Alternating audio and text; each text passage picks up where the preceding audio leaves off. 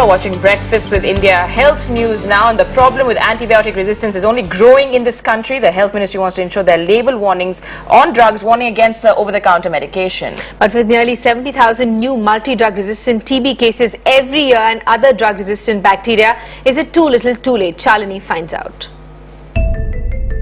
All antibiotics, TB drugs and other habit-forming medicines may soon have a label warning users against over-the-counter medication, according to a latest draft notification by the Health Ministry. India records 70,000 new multi-drug resistant TB cases every year. We've already switched on to using the second-line drug artemisinin for malaria widely, and nearly 5% of all HIV and AIDS cases are drug-resistant. There is also the larger burden of drug-resistant bacterial infections, especially hospital infections.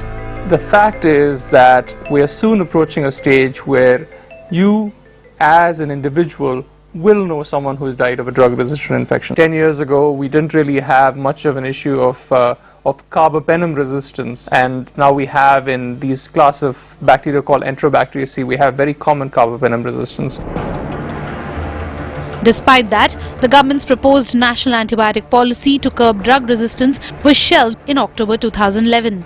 With that, measures like banning over-the-counter sale of third-generation antibiotics and color-coding of the antibiotics were also shelved. What we need is a policy that recognizes that some antibiotics should be provided easily to people over the counter because not everyone has access to a doctor.